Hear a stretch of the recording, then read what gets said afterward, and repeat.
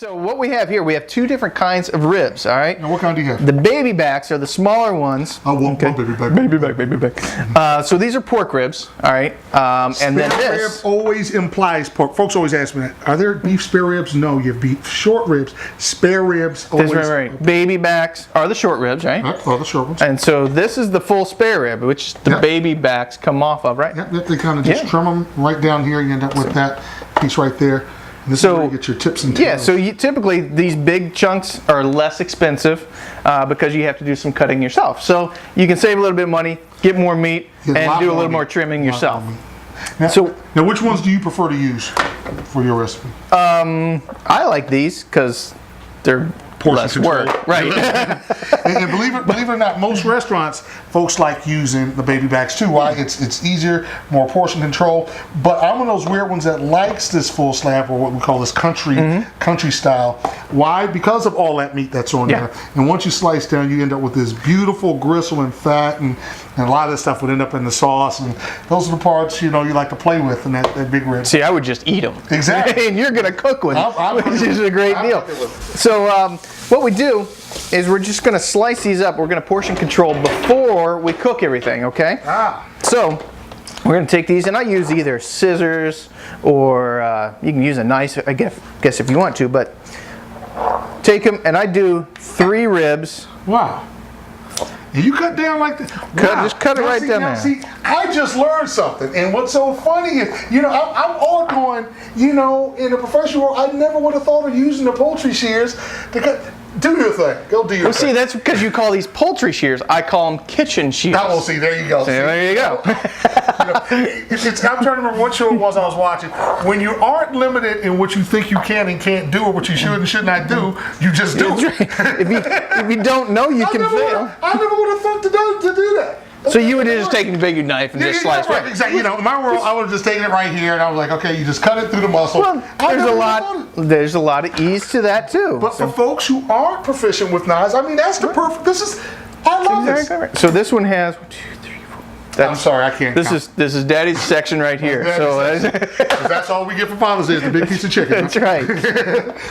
So this is going to be real simple. We got 3 racks of ribs. We're going to put. I'm only going to do 2 in this section. I've got some that are already in the oven, just about done, and I've got 3 in there. So this might be a good place because maybe that's why you use this knife. I don't know. I'm hitting a little bit. I don't think you've had any problems until I, called you. Yeah, that's right. You're messing me up, man. I'm messing with your hand, man. I'll try to do it the professional way.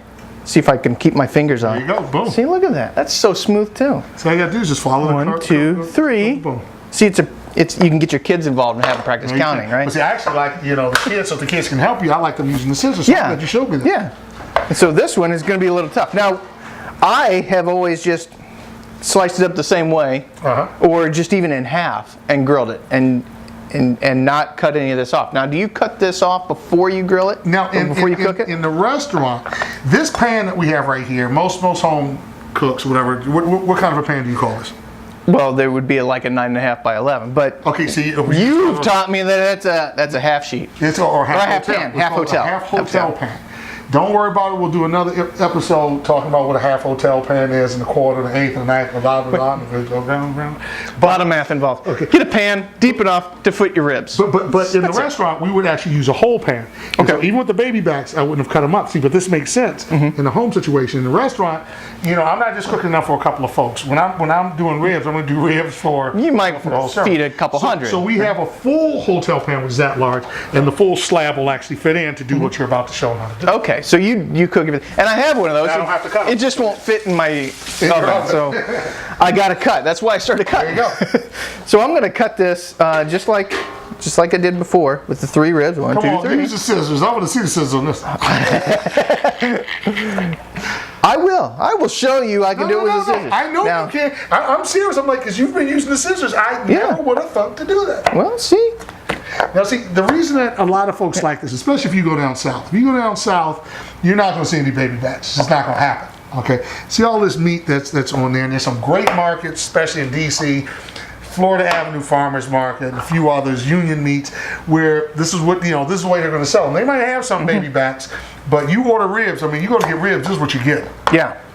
Yeah, you're getting a big chunk. Look at that, all that knuckle and the bone, all the gelatin. Oh, I'm sorry. What kind of accent do you call that? It's kind of a southeast DC meets French kind of. Really? Kind of. Actually, I think We're in the suburbs today. one thing that we haven't shown folks is that barbecue and beer go together. And Well, of yeah. course, we're testing our beer. That's actually going to be a part of this recipe. Exactly. So now you gotta have a little bit for the meat, a little bit for me. All All right. right. A little bit for me, a little bit for chef. So then, well, I'm gonna pull this out because this pan is just a little bit Full. So we're gonna take these and we're going to season them liberally with your favorite sauce, or not your favorite sauce. I guess depending on the area that you live in, you could season these with sauce if you wanted to. I'm not gonna. I'm gonna use a dry rub. A dry rub. Now there goes the part. That's what I was waiting to hear you say. A lot of folks always ask that. What's the difference between a marinade and a cure or rub? Rubs go on meat. Rubs go on meat that are going to be roasted or barbecued. They don't necessarily cure them or give them any longevity. They are primarily for flavor. So you're putting your rub on, and I wish we could say the name of this one because I actually love the name. I love the name of this one. Let's just say it has to do with a part of the anatomy. Well, you know what? On some of our other shows, we throw out McCormick's and we throw out this is. Well, let me say, I don't know. Butt rub is actually a wonderful I don't know thing. who Bad Byron is, but he makes a mean butt rub. He makes a mean butt rub.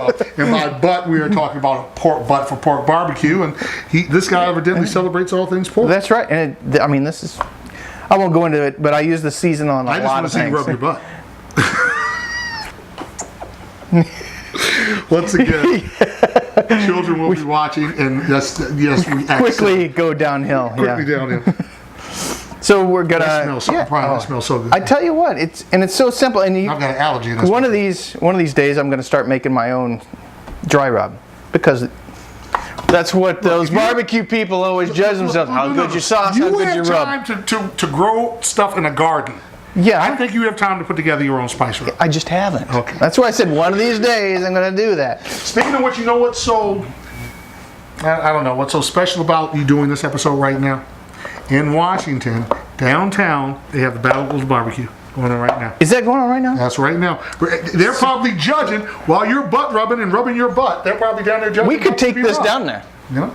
I Maybe think they're so. down there judging rub butts. Okay, so this is a real simple dish. Yeah, it's good. gonna and it's gonna come out amazing. Yeah. The best thing we're gonna do now, since it's summer, we're gonna use a little beer to give it some flavor in there.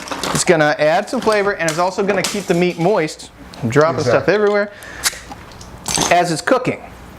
And basically what you're doing is you're braising at this point. So a lot of folks, there's always been an argument about how to cook ribs. And that's part of the part that, I was telling you how we do in the restaurant. Some folks down south will actually boil their ribs first, but to me, all that flavor gets stuck in the pot. A lot of folks down like in Texas style, they cook it very, very slow and dry. That's what you were talking about. It's just a very slow process. This is the combination or the compromise where we actually just take it. And I want everybody to see what you do before you do it. He's actually poured some liquid in there before he cooks it. Your liquid of choice is? Beer. Is beer. Now, I have used other things. I've used rum and Coke, like a spiced rum and a Coke. How'd that one turn out? Really good. Really? Yeah, really good. But you always seem to come back to the beer. I do. It's a good stand, and I always have plenty of it. So, so then all we're gonna do is just cover it up. It's really that simple. You don't have to spend hours on the grill. You don't have to keep the coals burning. Now, is this something that you can do today, or what do you think? Can you do it in advance? You can do it in, yeah, absolutely. And that's the great thing about this. You're gonna cook these for 3 to 4 hours, okay, on 500 degrees. That was another tip There you you gave go. me. 500 degrees, not low and slow, Not low. fast and hot. So, and they're gonna stay moist because you got all that beer, and it's just gonna cook gets inside. trapped in there, cooks Right. inside. So it's not gonna dry out. So 500 degrees, 3 to 4 hours. And we'll test it. You can test it. If it starts to pull off the bone, Yeah, it's perfect. done. So now we got all these done ribs. Can you guys see the steam coming off again? Once again, we got to get with Willie Walker and really institute smell-o-vision. Yeah. Smell-o-vision is something we've really got to So do. here we got, look at that. It's just peeling right off. We don't want to do that too much because we want to save it for the grill. We're going to use our Great American Platter. And you'll want to take tongs. Doesn't matter what kind of tongs, because they're hot.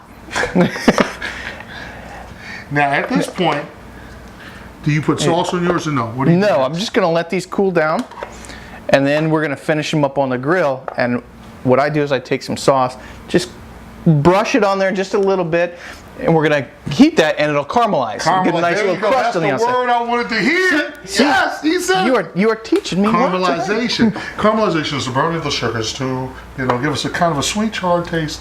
It tastes good. that's all you need to know is it tastes good. That's right. But that's something that a lot of folks forget, and we were talking about this before, I think in another episode. That caramelization, that little bit of burning, that burning of the sugar, that bitter, is actually something that your palate, that your tongue actually wants. And you give it to them.